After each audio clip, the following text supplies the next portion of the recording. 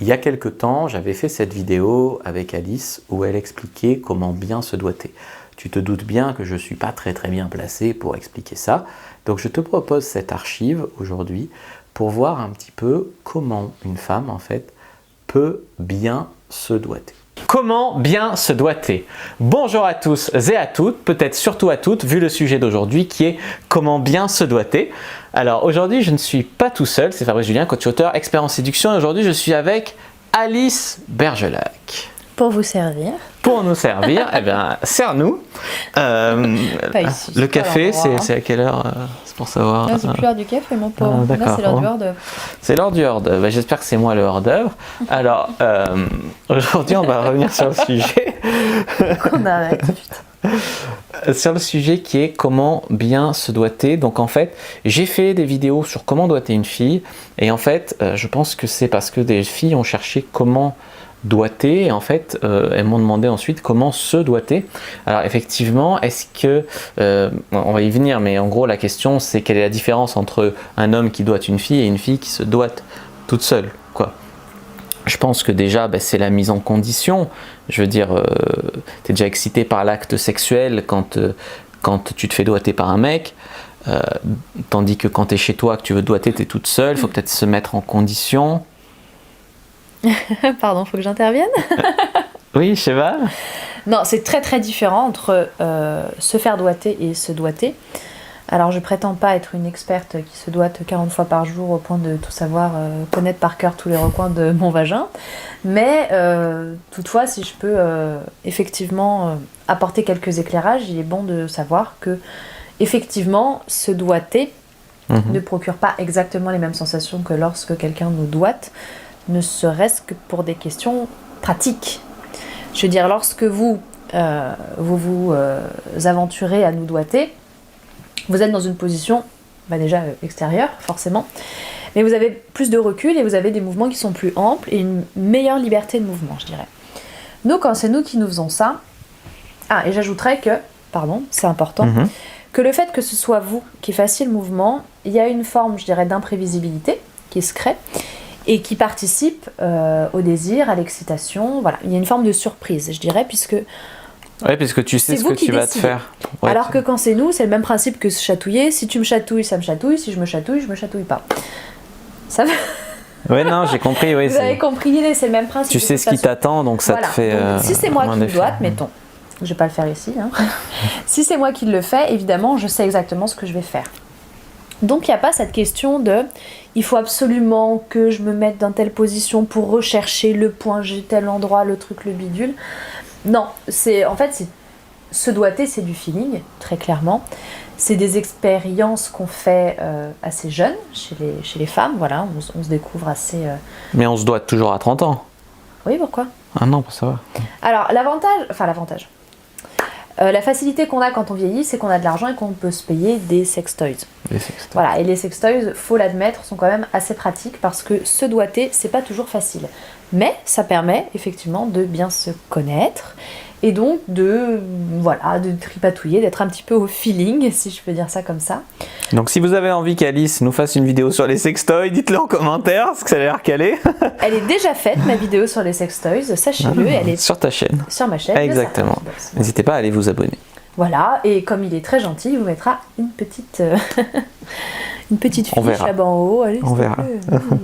Je te mettrai un lien en description. Ouais. Avec plaisir. Oui, s'il te plaît. Avec plaisir.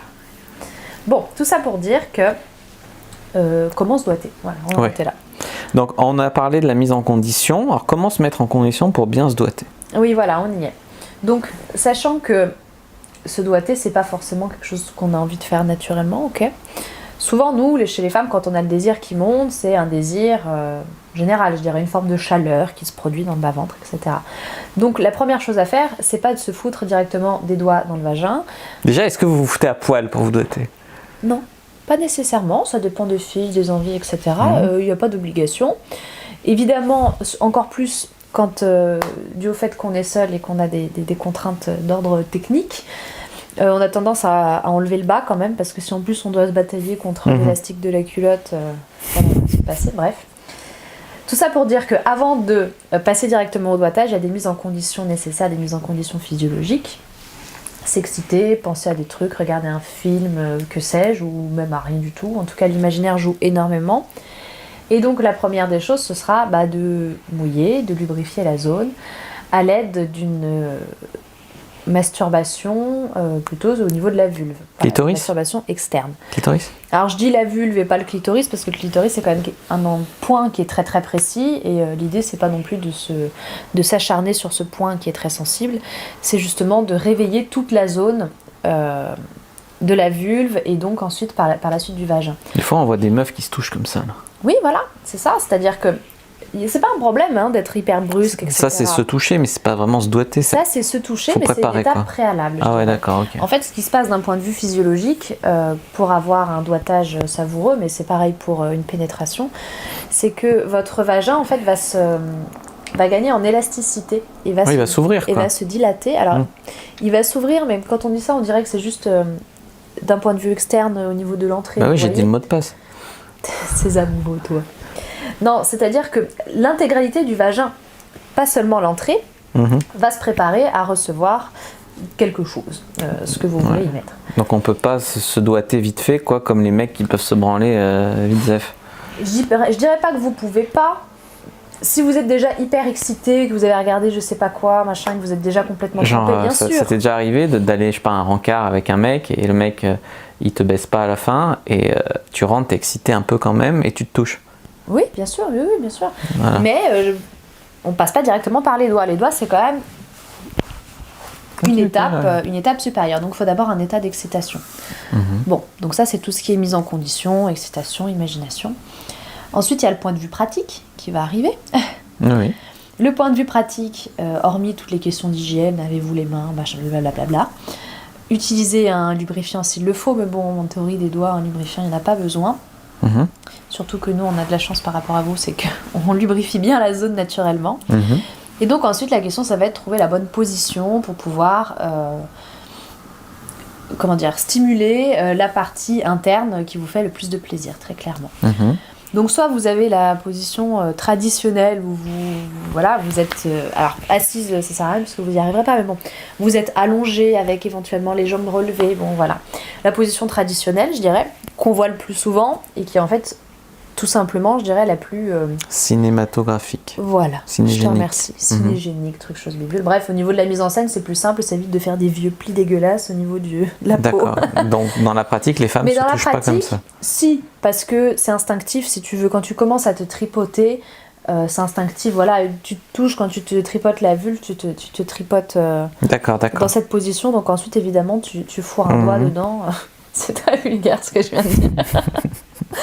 Bon, voilà, une fois que tu peux commencer à mettre un doigt, mais si vous voulez, dans cette position, vous aurez beaucoup moins d'amplitude, je dirais, d'amplitude de mouvement. D'accord.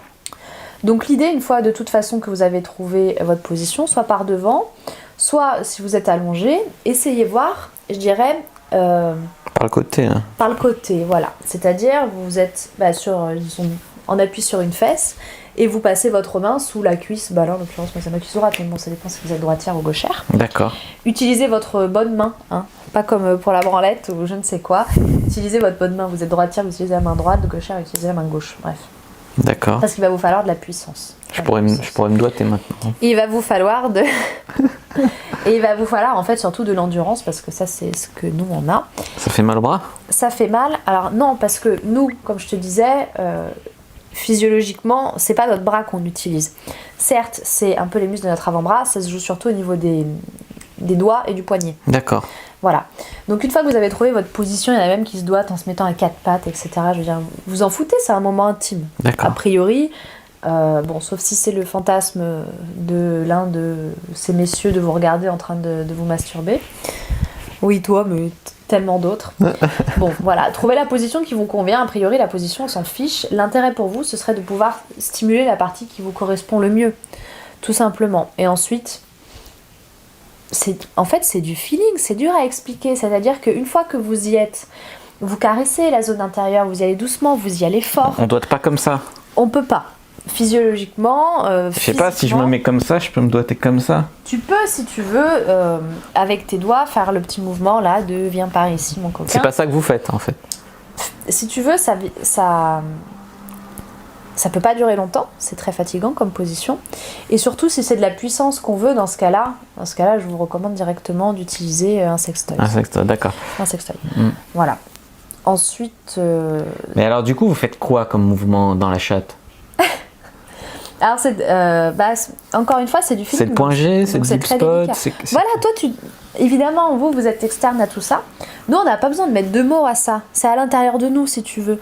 Donc, une fois que tu t'es glissé, mettons 2 doigts, globalement, ça suffit. Après, ça dépend de comment vous êtes fait. Mais bon. Une fois que vous êtes glissé 2 doigts à l'intérieur,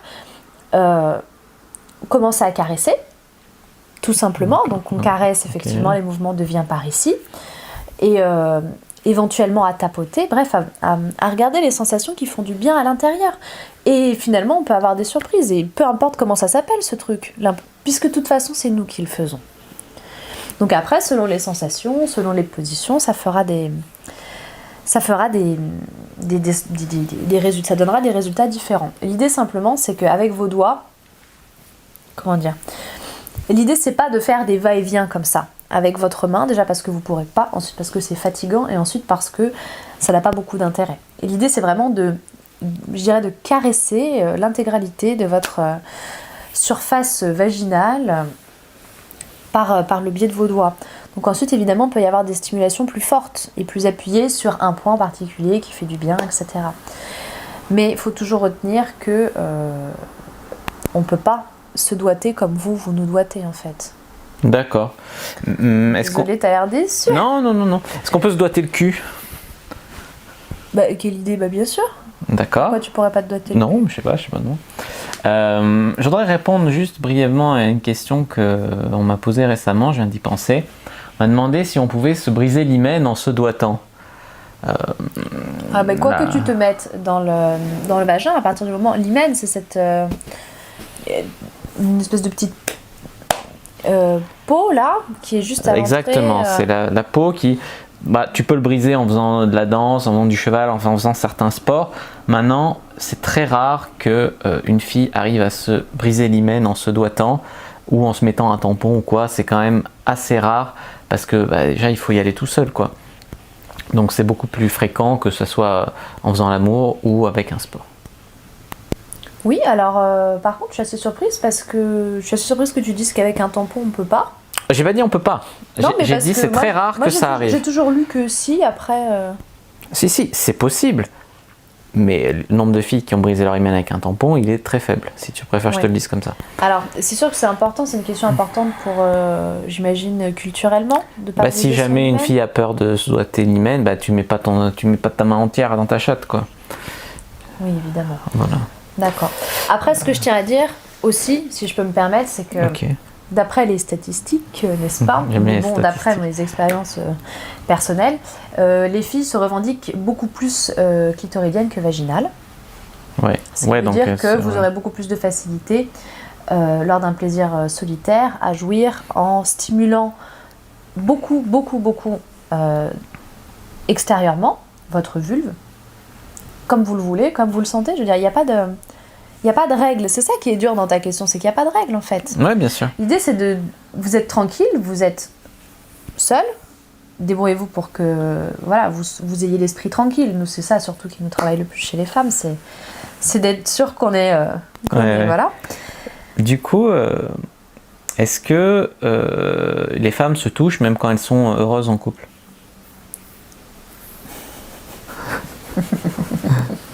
Ça sent le procès. Pour information, sur sa chaîne, il fait une vidéo. Elle m'a demandé est-ce que les mecs continuent de se branler même quand ils sont en couple, machin. Voilà, oui, mais allez voir la vidéo.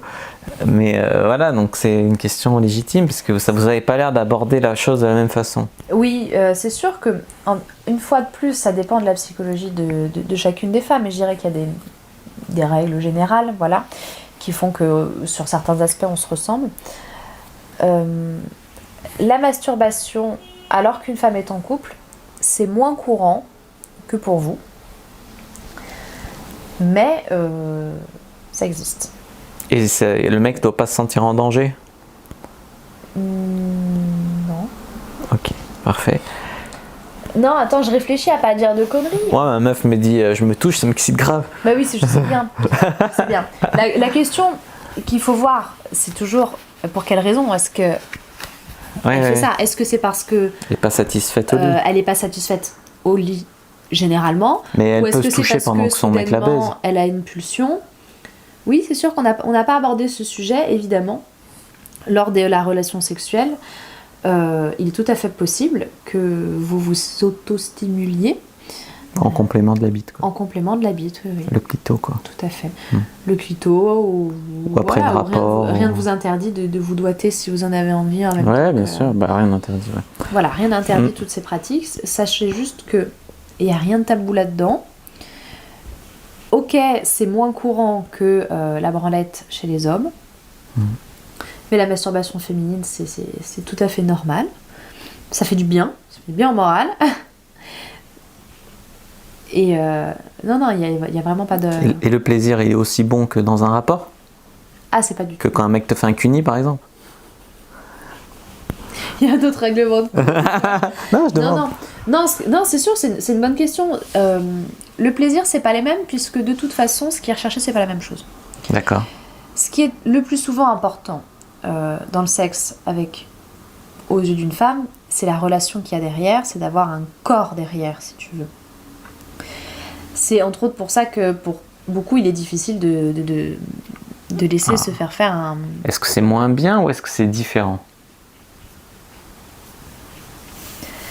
C'est différent, c'est pas moins bien, c'est pas mieux, c'est juste différent, c'est pas exercé pour les mêmes raisons, c'est pas dans un but voilà, c'est pas dans un but de jouissance extrême, c'est juste, généralement, ça répond à une pulsion, ça répond à un besoin, c'est très agréable et voilà, faut pas chercher plus loin. D'accord, bon. En tout cas, merci pour toutes ces réponses sur la masturbation féminine, comment se doiter, etc. Où est-ce qu'on peut te retrouver si son discours nous a plu? Alors, vous pouvez me retrouver pour tout ce qui est question de sexualité sur ma chaîne Le Serpent qui danse. Le Serpent qui danse, voilà, très bien. Après, je traite plutôt de la séduction d'un point de vue psychologie féminine sur le coin séduction. Comprendre les femmes, en gros. Comprendre les femmes, voilà, comprendre comment ça fonctionne pour pouvoir... c'est toujours utile, hein. C'est toujours utile si on veut une séduction efficace et si on veut se sortir d'une mauvaise spirale parce qu'on est persuadé que la séduction, ça se fait que d'un seul côté. Est-ce que si on est une fille, on peut s'abonner à ta chaîne de séduction? Oui, bien sûr, surtout que il y a pas mal de filles qui viennent commenter pour compléter ce que je dis. Voilà, parce Très bien. que évidemment, je ne suis pas exhaustive, parfois il y a des exceptions à tout. Il y a des filles très bienveillantes, voilà, pleines de bonnes idées, pleines de bonnes choses qui viennent compléter et rajouter des choses. C'est toujours très intéressant. C'est ça qui fait la richesse de YouTube sur certains aspects, quand on enlève les haters. Et ok, et est-ce que tu as d'autres réseaux sociaux où on peut te trouver? Ah oui, bien sûr. Alors, j'en ai parlé brièvement, mon site peut-être, donc lecoinséduction.com. Et puis le plus souvent, je suis sur Instagram, Le Coin Séduction, et sur Facebook, Le Coin Séduction. Le cerveau qui danse. Ah merde. Raté. Le Bon Coin. Le Bon Coin Séduction. Le Bon Coup. Le Bon Coup Séduction. Bon, on va arrêter là cette vidéo. En tout cas, on vous remercie d'avoir regardé jusqu'au bout. N'hésitez pas à regarder dans la description, je vous ai mis un petit cadeau à télécharger. N'hésitez pas à me rejoindre sur le groupe privé La Communauté de la Cyprine. N'hésitez pas à suivre Alice sur ses chaînes, sur ses réseaux sociaux, notamment sur Instagram, elle est très active. N'hésitez pas moi aussi à me suivre sur les réseaux sociaux, mettez un like sous la vidéo. N'hésitez pas à commenter s'il y a des questions, on y répondra avec grand plaisir. N'hésitez pas à vous abonner à la chaîne et activer la cloche pour ne pas rater les prochaines vidéos. Puis moi je vous dis à bientôt et que le dieu de la sexualité... Au plaisir. Soit avec vous. Perdu. Voilà, si cette vidéo t'a plu, n'hésite pas à liker, commenter, partager, t'abonner à la chaîne. Tu peux télécharger aussi ta fiche sur la masturbation, comment bien se masturber. Premier lien dans la description de la vidéo, lien en commentaire épinglé. Si tu es une femme, clique sur le bouton rose. Si tu es un homme, clique sur le bouton bleu. Oui, c'est très genré, mais au moins on ne se trompe pas. Et ça, c'est ma chaîne pour femmes, de sexualité pour femmes. J'ai aussi une chaîne de sexualité pour hommes qui s'appelle Fab le Grivois. Ici, c'est amante idéale pour femmes. N'hésite pas à rejoindre, si tu es un homme par exemple, que tu t'es perdu ici, rejoindre Fab le Grivois.